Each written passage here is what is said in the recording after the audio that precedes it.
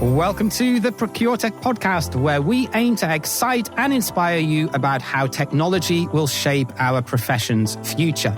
I'm your host, James Meads, and I worked in corporate procurement for 16 years before starting my own business as a content creator and consultant in the procurement technology space.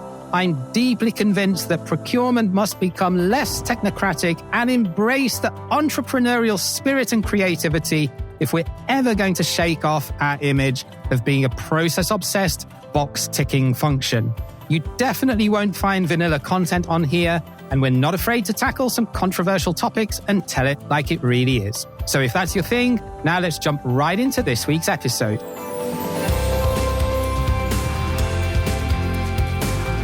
Yes, and a very warm welcome to another episode of the Procuretech Podcast. We are the official podcast of procurementsoftware.site, the only place where you can search, filter, and find every single procurement tech solution that your heart would be content with, all in one space, completely free of charge. And in today's episode, we're taking a bit of a journey to somewhere a lot more exotic than where you're probably sitting.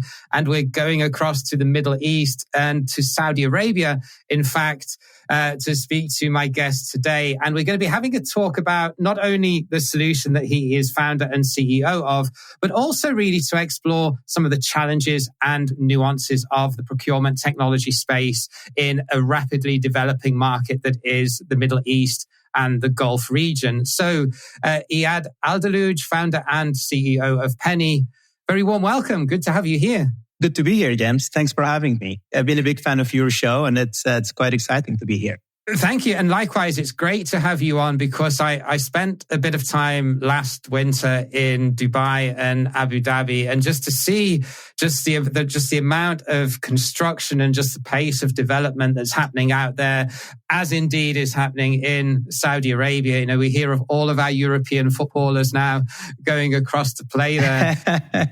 Well, the next step is to get the superstar procurement team. Indeed. Although, yeah, you've got a few of those working on NEOM, I guess, on your super city.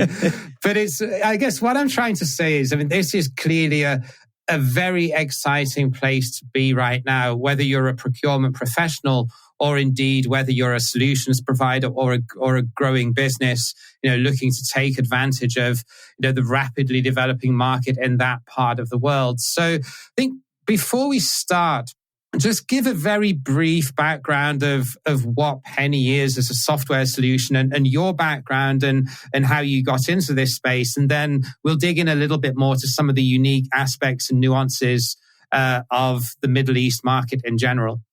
Absolutely. So let me start with my own background. I pretty much spent all of my professional career in the startup ecosystem.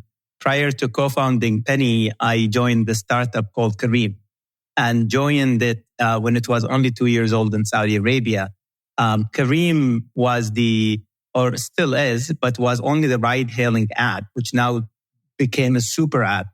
I joined it and we grew that company to be a $3 billion. We exited, got acquired by Uber Technologies for $3 billion. Before that, I was in the US. I co-founded an e-commerce technology company. And my background had nothing to do with the procurement directly, but indirectly it did. Because when you manage P&L, you're managing procurement. Indeed. And Penny started... It was a bit of a biased decision because our co-founders, one of our co-founders actually had a background in procurement, not on the digital front of procurement, but he's very passionate about procurement. And I think that the procurement bug, caught all of us. It's a very exciting space. Let me give you sort of like the elevator pitch about Penny and what is Penny. Penny is a source to pay software. We're procurement software. We help companies manage their full procurement cycle from purchase requisition, approval workflow, sourcing, GRN, bill, and payment. Of course, it comes in with the supporting module of contract management, catalog management, vendor management, budget management, and etc. So that's great, but that's also a very busy marketplace, especially if you look towards Europe and North America. So walk me through then, what are some of the unique aspects of being a tech founder and selling a procurement SaaS product to clients in the Middle East versus, what we see in the rest of the developed world? Absolutely. So first of all, we serve customers across multiple countries. We're not only focusing on the Middle East. We have customers from all over the world. But being here definitely gives us advantage in this local market, and which is a very, very exciting market, by the way. And you and I will tap on this today. But what differentiates Penny, I think the core of your question is it's sort of a competitive market. So what makes Penny unique? And what makes Penny unique is the modern user interface and user experience. We kind of look at it as a competitive market, and this seems to be like the general look at it. But I would challenge that idea. If we look at the procurement software space, it is very competitive. But if we look at the source to pay for mid-market and upper market is predominantly dominated by a few players. And those few players happen to be, in my opinion, very complex and very rigid solutions, old school solutions, the kind of solutions that don't really resonate with the millennial users nowadays. Yeah. And even with those dominant players, if we look at the global market, by the way, you have only a handful of players. I mean, we're talking about, this is a multi-billion industry globally. And by the way, it's growing at a compounding annual growth rate, 9.5%. It is a really fast growing market. And it is dominated by only very few handful players.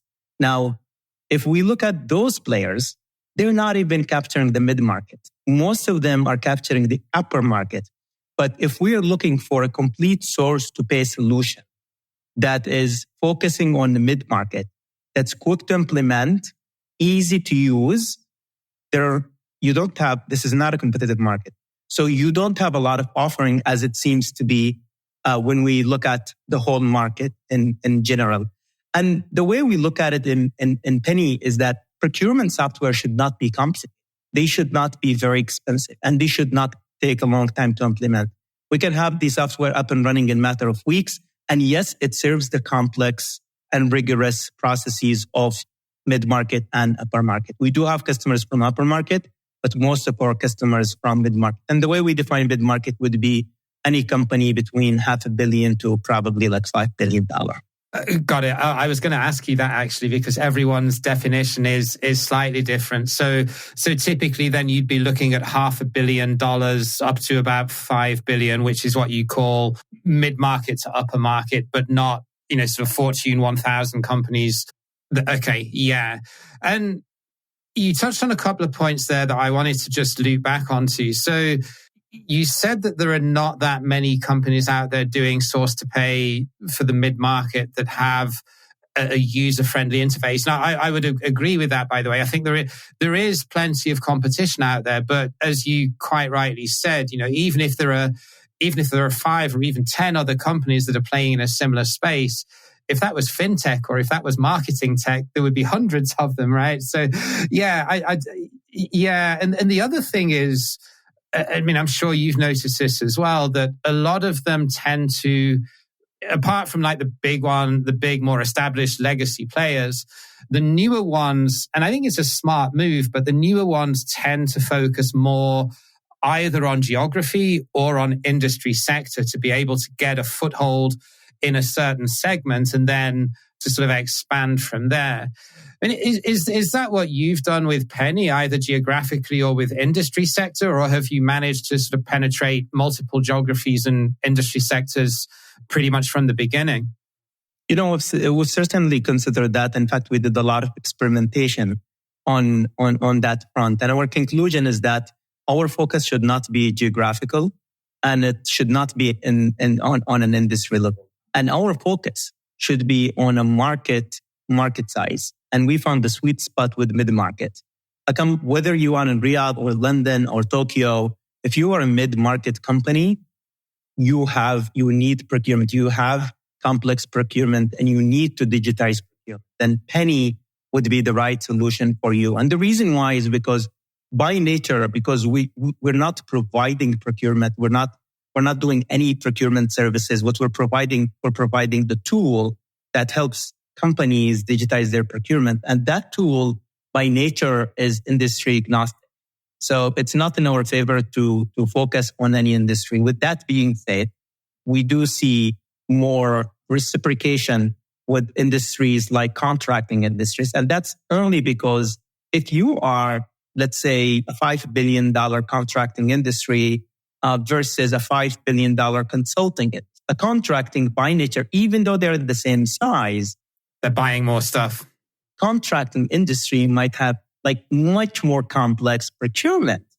We did find that contractors or contracting companies reciprocate more than others with procurement technology. And on the geography, we're not oblivious of the advantage that we have in this region. Yeah. Number one, because we are from the region, we understand this market very well. Saudi Arabia in specific is a very, very exciting market. It's a $1 trillion economy, but it's one of the fastest growing economies in the G20. It's a very, very interesting market. And a lot of, people from all over the world hear about what we call not mega, but giga projects that are taking place in Saudi Arabia. And with all of those construction projects and giga projects, digitizing procurement has never been more present. Indeed. And you mentioned the sweet spot of being in the mid-market. And could you maybe give some examples of the features or the usability that you've managed to bring into Penny as a product that hits that sweet spot? Because on the one side, you've got much more simple, in some cases, low-code, no-code applications that are very much geared towards smaller businesses. And then on the flip side, as you very correctly alluded to, you've got, the much bigger solutions that are really, really complex and take months or in some cases years to implement that are very much focused on large enterprises.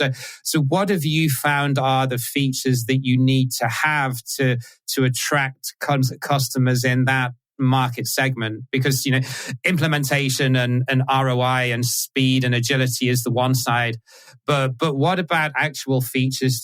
What do you find that you have to have in the product to be able to get the attention of those customers? Absolutely. So think about it this way, James. We all have access to consumer apps. In fact, we all use consumer apps on a daily basis. And when you go to get an Uber or an Uber Eats or something, you don't want that to be a complex experience. In fact, you want it to be as frictionless as possible.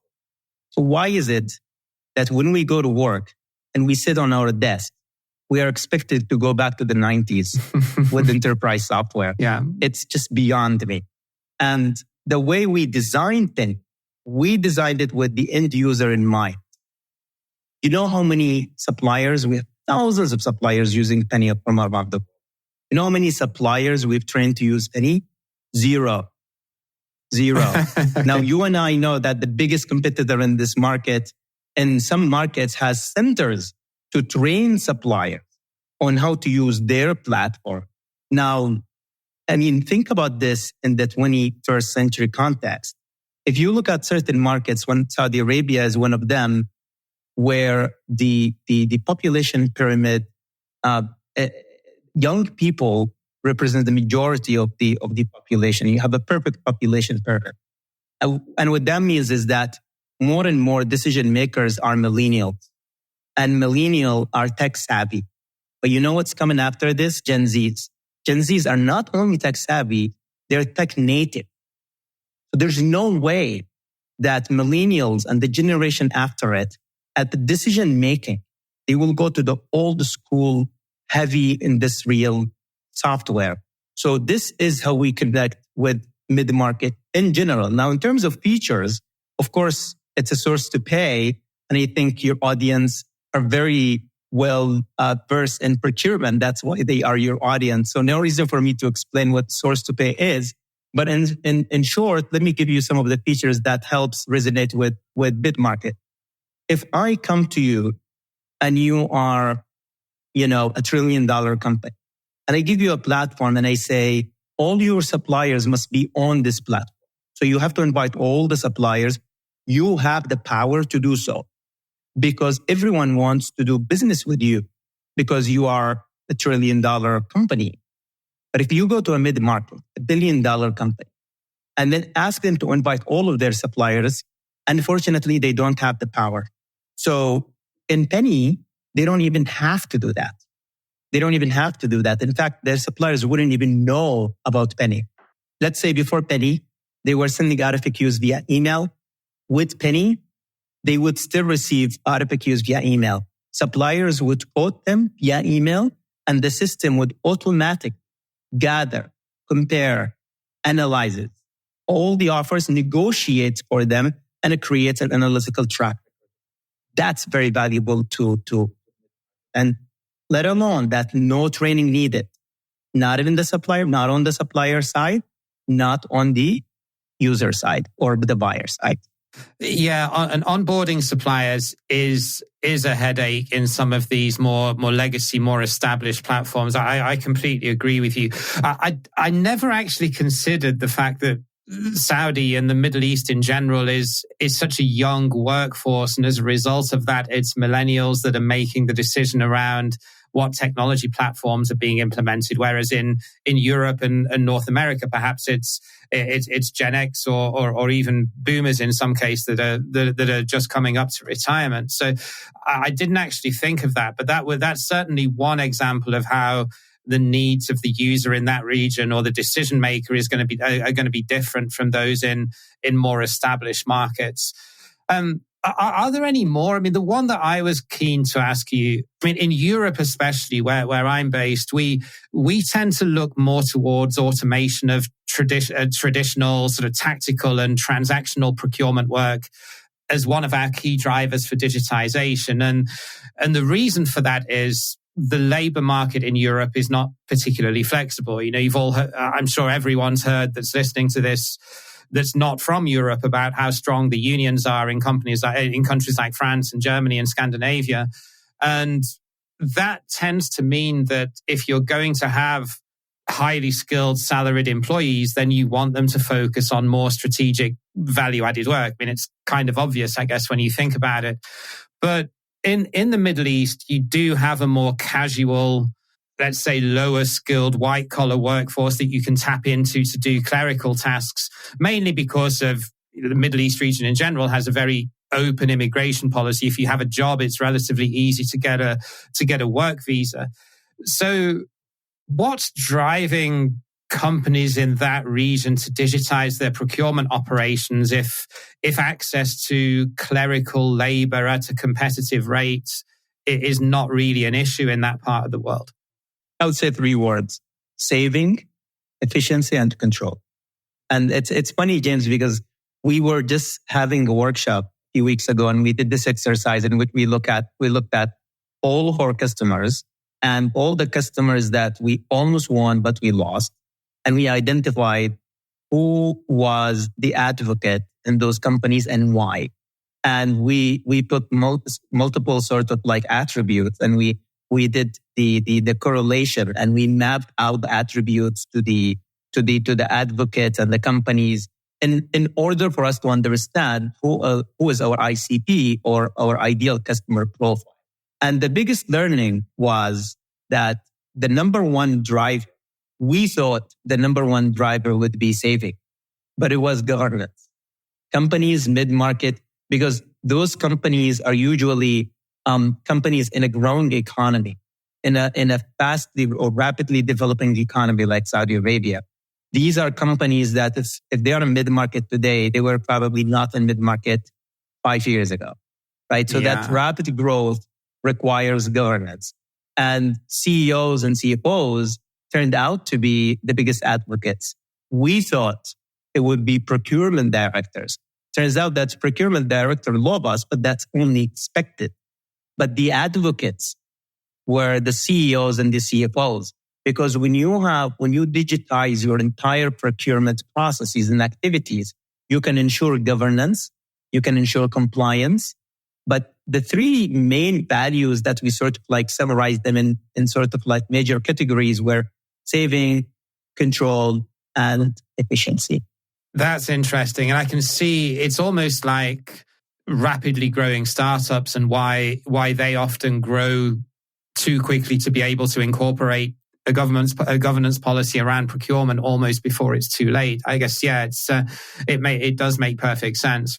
Right. Why do you think that, especially geographically where you're located, why do you think not so many European and especially Indian procurement software companies see this as a region that they really want to develop and grow in?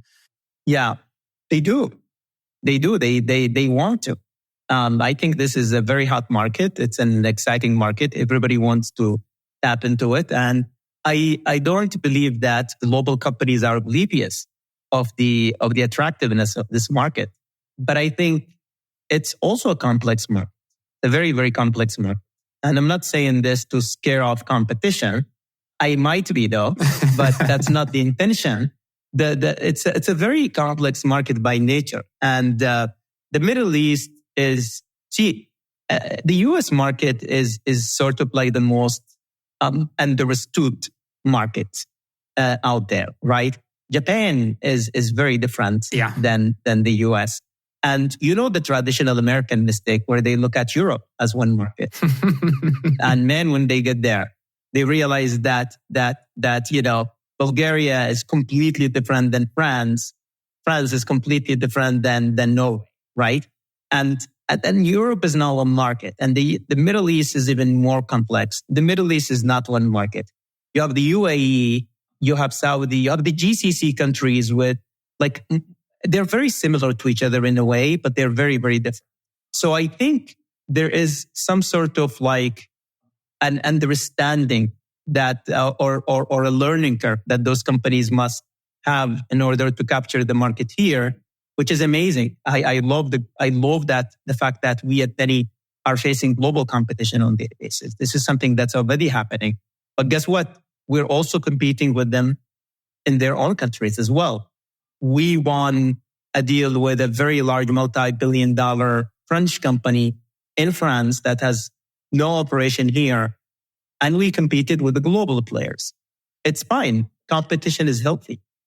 And that's the key, isn't it, in terms of expansion? If you're able to win that business natively without having a sales team in situ in that country or market that you're getting inquiries from, it's kind of vindication that you've got a product that is relevant beyond your core market. So it's right. Congratulations, by the way, if you managed to win a French client. That's a tough market to crack. You know, it's funny because I did not know that. But a French friend of mine told me that, it's the hardest thing. It's the hardest market to crack. And that sort of reinforced the pride that we and the celebration that we had at Penny. Well, one of the things I was quite curious about when I was doing a bit of research into you was one of the things that you offer is the reseller option. And what that essentially means for anyone listening to this is that a third-party provider can white label Penny as a solution and then sell it to their own clients or to their own use base. For example, if you're a group procurement organization, for example, and you want to have a platform in which you can offer catalogs and the like. Could you maybe walk us through what drove you to do that, and who would typically be the buyer of that type of solution? Yeah, absolutely. So let me add a clarification on the reseller. To clarify, reseller is not a white label for other companies to sell Penny. Reseller is a product. It's actually a really unique product. We're very proud of. It's a white label solution for companies that do procurement as a service. So suppose that you're a company that you, on one side, you have buyers and the other side, you have suppliers. The reseller solution would be the right solution for you because you can fully automate your GPO work, the group purchasing organization, your GPO work and the distribution work with the reseller platform. So suppose that, let's say that you have a company called James Co. And James Co. offers procurement services. So you can offer your clients a James Co. portal where you can have your products and services there. And on the other hand, you have the suppliers. So you're sort of sitting in between the buyers and the suppliers. And that full procurement solution is white labeled for you. We're very, very proud about the reseller because such a unique and proprietary product, we actually never did any ad for it. We never advertise it. And all of the customers that we have on the reseller came in inbound. And they usually come to us with that need in mind, but they just don't know how to describe it. So we have sort of two use cases for the reseller. The first use case would be the procurement as a service companies or GPOs or distributors. And the second use case would be procurement as a shared service. So if you are a conglomerate and you have multiple subsidiaries and you want to unify the procurement for all your subsidiaries in one shared service, but in a way you want every company to sort of have their own tenant of a procurement software, then the reseller would also be the right solution for you. We're discovering more and more use cases, which is actually really fascinating. But this is a product that is very, very useful and very, very unique. And it's one of those products that we're quite proud of. I certainly think it's a smart marketing strategy, because one of the things that I hear all the time, especially in the European market, is that the sales cycle is really, really long. And the bigger the company, typically, the longer it takes to make a decision and to get budget. And I do think that having that reseller option and having the opportunity to offer essentially procurement technology as a service to other service providers that are playing in this space could be definitely be a very good significant growth area, because I think these third-party providers are growing. As procurement teams tend to slim down their operations and outsource non-core activities like, the more tactical operational buying to BPOs or to third parties, they may not all be in the position to be able to build and develop their own tech. If you're a Genpact or an Infosys, then you probably can. But right. If you're a smaller, more unique player servicing one geographical region or industry sector, then 100%. I mean, is that where you're seeing significant growth through the more niche players that are looking for that? Yeah, absolutely. There's no need for you to reinvent the wheel, and there is no need for you to develop your own technology. I mean, we don't set up, like a trading company and say, hey, you know what? We need a CRM. Let's hire developers to build us a CRM. We need an accounting software. Let's hire developers to build us accounting software. That's why the SaaS industry exists. So why is it when it comes to procurement, companies say you know what? We can develop our own procurement software. I don't think that's necessarily a smart move. Yeah, no, I completely agree. And while we will start to see, I think, a renaissance of make versus buy with low code and no code tools coming in, I still think having a more sophisticated platform like what Penny can offer, it's still a no-brainer to go out to the market and buy that. I think the make sort of conundrum now will be more around simpler tasks like purchase order automation and contract repositories and the kind of thing that is pretty easy to build almost as a hobby product. Right. But yeah, it's interesting to see that you're going into that space. Where do you see your biggest opportunity for growth then going forward with the different geographies that you're operating in, and also having this reseller option? What are you most excited about now in terms of the journey that you think Penny will go down over the next few years? We are a very mission-driven company, and that encompasses us. And our mission is to digitize procurement and beyond. And the reason why we actually, the way we write it down is we digitize procurement, and beyond. And the reason why we emphasize on that was because we fundamentally believe that by digitizing procurement, we can digitize the full value chain of procurement. So today, what we offer is a procurement software, a source-to-pay software. And that should be our focus. And we're laser focused on this. And all we care about today is build an amazing procurement software that people love. And the future of it is if when we are successful in the first step, that's just the first step. The future of Penny is to digitize the full value chain of procurement, because think about it this way: when you have billions of transactions happening on the platform on annual basis, you have thousands and tens of thousands of buyers and suppliers. What you can offer PO financing to the buyers, invoice discounting to the suppliers. You can create that connectivity between the needs of the buyers and the needs of the suppliers and bridge the gap with fintech services, logistics services, and etc. That's what we are excited about the most. So having an open ecosystem to bring all of that together. Absolutely.